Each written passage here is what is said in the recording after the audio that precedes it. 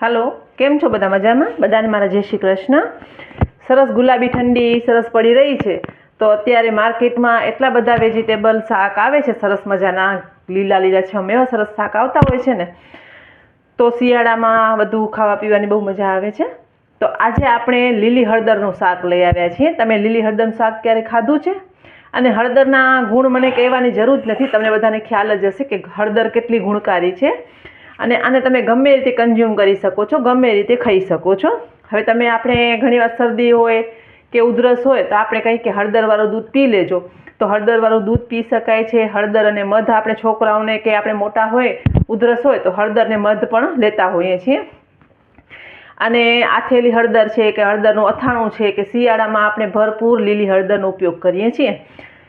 તો એવી જ રીતે આજે આપણે લીલી હળદરમાંથી શાક બનાવશું. આ સબ્જી એકદમ ટેસ્ટી છે અને હેલ્ધી છે. તમને કોઈ પણ જાતના સાંધાના દુખાવા હોય કે કોઈ પણ જાતનું શરીર બોડીમાં પેન હોય તો તમે આ હળદરનું શાક બનાવી અને સ્ટોર કરીને રાખી પણ શકો છો ફ્રીજમાં, અને ગરમ કરીને ખાઈ શકો છો. તો તેના માટે આજે આપણે લીલી હળદર લીધી છે, એને મેં ધોઈ અને છીણ કરી રાખ્યું છે. સાથે દહીં લીધું છે. અને આ સબ્જી છે એ ઘીમાં જ બને છે, એટલે આપણે ઘી લીધું છે. લીલા મરચાંની પેસ્ટ છે, આદુની પેસ્ટ છે, ટામેટાં છે, મીઠું છે, ડુંગળી છે, લસણ છે, હિંગ છે, મરચાંનું પાવડર, જીરું, લીલા મરચાં ચોપ કરેલા, ધાણા જીરું પાવડર છે અને કોથમરી છે. આ સબ્જી ઘીમાં બને છે અને બહુ ટેસ્ટી બને છે. તો આપણે પહેલાં હળદરને તળવાની છે, તો આપણે પહેલાં એ પ્રોસેસ કરી લઈશું. તો પહેલાં આપણે એક પેન લીધું છે, એમાં આપણે પહેલાં ઘી લઈ લઈએ અને હળદર છે એને થોડીક તળી લેશું. જો તળવાથી હળદરનું ટેસ્ટ પણ સરસ આવે છે અને જે એની ટેસ્ટમાં થોડી ખારાશ લાગતી હોય છે ને એ નીકળી જાય છે. અને ઘણા લોકો નકર કહે છે કે શાક તો અમે બનાવ્યું હતું પણ થોડુંક તુરું લાગતું હતું, એમ કે હળદરની થોડીક એની બીટરનેસ હોય છે એના માટે. પણ જો ઘીમાં તળીને શાક બનાવશો ને તો શાકનો ટેસ્ટ પણ એકદમ સરસ આવશે અને બધાને ભાવશે પણ. અને દહીંનો ઉપયોગ કરશું એટલે પંજાબી સબ્જી જેવો આ ટેસ્ટ આવે છે ને, સરસ લાગતું હોય છે, તો છોકરા પણ ખાઈ લેશે, એ લોકોને પણ ખ્યાલ નહીં આવે. ઘી ગરમ થાય એટલે આપણે હળદરને તળી લઈએ. આપણું ઘી સરસ ગરમ થઈ ગયું છે.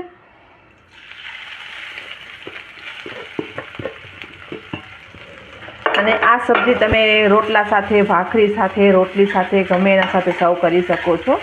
પરોઠા છે અથવા પૂરી છે, તમને જે ભાવતું હોય એના સાથે આ સબ્જીને સર્વ કરી શકો છો. થોડીક વાર આવી રીતે એને સાંતળી અને હળદરને આપણે ઘીમાં તળી લઈએ છીએ. ટ્રેડિશનલી હળદરના શાકમાં જેટલી હળદર હોય છે ને એટલું જ ઘી હોય છે, પણ આપણે લોકોને થોડુંક ઓછું ઘી ભાવતું હોય છે, તો મેં આ ઘીનો ઓછો ઉપયોગ કર્યું છે. પણ જેટલી હળદર એટલું ઘી પણ તમે નાખી શકો છો. પણ આ સબ્જી તેલમાં ન બનાવતા ઘીમાં જ બનાવજો, તો જ સરસ ટેસ્ટ આવશે એનું. અને જરૂર પડે તો આપણે બીજું ઘી ઉમેરશું, પણ અત્યારે હળદર તળવા માટે એટલું ઘણું છે. આપણે ગ્રેવી બનાવશું ત્યારે આપણે બીજું ઘી ઉમેરી લઈશું. હળદરને તળી લઈએ આપણે પહેલાં. મારી હળદર સરસ સાંતળાઈ ગઈ છે, હું એને એક ડીશમાં લઈ લઉં છું પહેલાં. હવે હળદરને ઘીવાળું પેન છે એને જ આપણે લઈ લઈશું. હવે આપણે ફરીથી થોડું ઘી ઉમેરશું.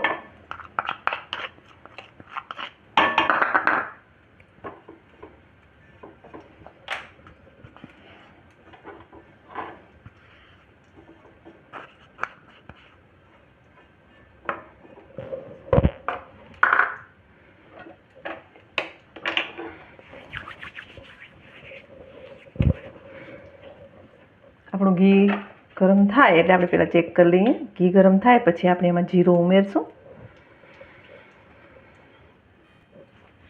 આપણું ઘી ગરમ થઈ ગયું છે સરસ મજાનું. આપણે એમાં પહેલાં થોડીક હિંગ અને થોડુંક આપણે જીરું ઉમેરી દઈશું. હવે જે આપણે ડુંગળી લીધી છે એ ડુંગળી ઉમેરી દઈએ. સાથે સાથે આપણે આદુનો છીણ, લસણનો છીણ. જો તમે આદુ લસણ ન ખાતા હો તો તમે સ્કીપ કરી શકો છો, પણ આદુ લસણથી એનો ટેસ્ટ બહુ સરસ આવે છે. મરચાંની ક્રશ કરેલા મરચાં છે. હવે આ ડુંગળી સતળાય થોડીક એને આપણે સાંતળવાની છે, ગુલાબી કરવાની છે થોડી. કે જે ડુંગળીની કચાશ છે એ બધી નીકળી જાય.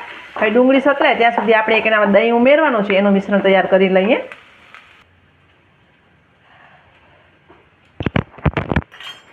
તો આપણે દહીં લીધું છે, એનામાં આપણે થોડુંક એમાં ધાણા જીરું, થોડુંક મરચાંનું પાવડર અને થોડુંક મીઠું એમાં ઉમેરી દઈએ અને એને સરસ આવી રીતે મિક્સ કરી લેવાનું છે કે દહીંમાં લમ્સ ના પડે, એકદમ સ્મૂથ થઈ જાય. જો ગાંઠા પડી જશે તો મજા નહીં આવે સબ્જીમાં, એટલે એ ખાસ ધ્યાન રાખજો. આ મિશ્રણ પહેલાં સાઈડમાં તૈયાર કરીને રાખવાનું કે જેવી ડુંગળી સતળાઈ જાય એટલે આપણે એમાં ઉમેરવાનું છે. તો આપણે જોઈ લઈએ આપણી ડુંગળી. થોડીક ડુંગળી સતળાઈ જાય એટલે આપણે એમાં ટામેટાં નાખી દઈશું. મીઠું તો આપણે દહીંમાં જ ઉમેરી દીધું છે એટલે મીઠું એક્સ્ટ્રા નાખવાની કોઈ જરૂર નથી.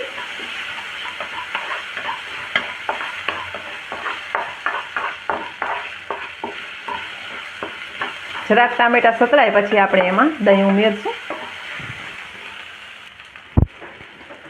આ સબ્જીમાં તમને ઉમેરવું હોય તો તમે કાજુ ઉમેરી શકો છો, વટાણા ઉમેરી શકો છો, કેપ્સિકમ ઉમેરી શકો છો. તમને ભાવતું હોય એ પ્રમાણે તમે બીજા વેજીટેબલ પણ ઉમેરી શકો છો. પણ આપણે ટ્રેડિશનલ સબ્જી બનાવીએ છીએ એટલે હું કાંઈ પણ નથી ઉમેરતી, ખાલી હું હળદર જ ઉમેરીશ. આપણી ડુંગળી અને ટામેટાં સરસ સતળાઈ ગયા છે તો આપણે જે મિશ્રણ બનાવી રાખ્યું છે દહીંવાળું એ આપણે ઉમેરી દઈશું.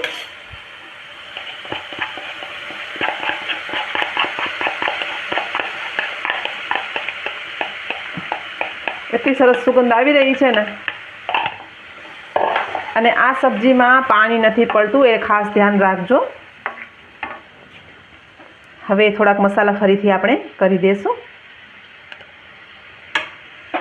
તીખાશ તમારા ટેસ્ટ પ્રમાણે તમે વધુ ઓછું કરી શકો છો. લીલા મરચાં છે અને કોથમરી છે, થોડીક ગાર્નિશ માટે રાખી છે. ફરીથી આપણે દહીંને એક સરખું બધું સાંતળી લઈએ.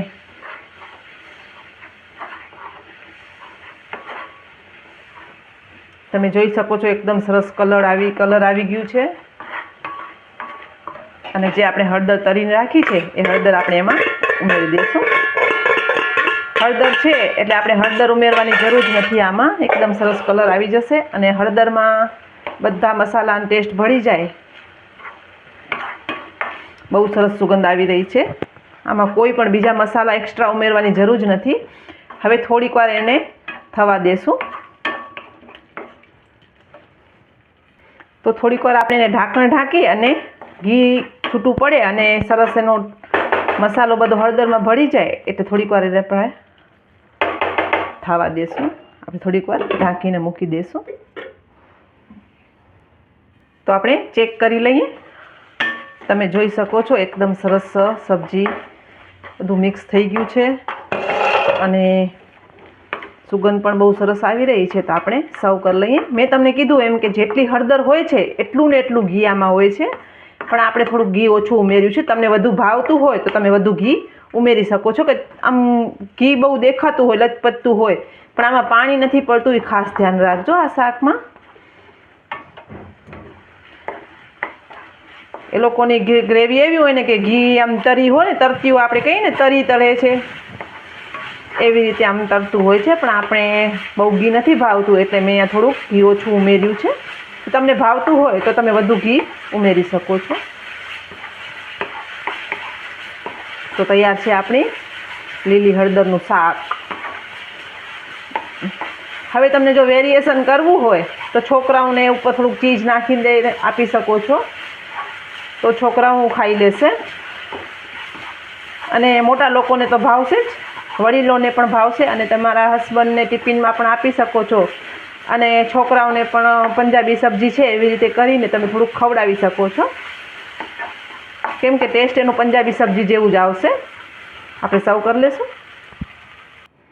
તો તૈયાર છે એકદમ સરસ ગરમા ગરમ લીલી હળદરનું શાક, સાથે ગરમા ગરમ રોટલી છે અને મસાલા છાશ. કે અમારે ગુજરાતીઓને છે ને છાશ વગર કોળિયો ન ઉતરે, અમે એમ કહેતા હોઈએ છીએ. એટલે અમારે છાશ તો જોઈએ જ જમવામાં. તો મેં જીરાવાળી છાશ બનાવી છે અને શાક ઉપર આપણે થોડાક ધાણાને ગાર્નિશ કર્યું છે. ગરમા ગરમ રોટલી છે, લીલી હળદરનું શાક છે અને સાથે મેં આથેલી હળદરનું અથાણું જે આપણે બનાવ્યું છે એ મૂક્યું છે. આ આથેલી હળદર છે એની રેસીપી આગળ આપણે અપલોડ કરેલી છે, તમને જોવી હોય તો તમે જોઈ શકો છો.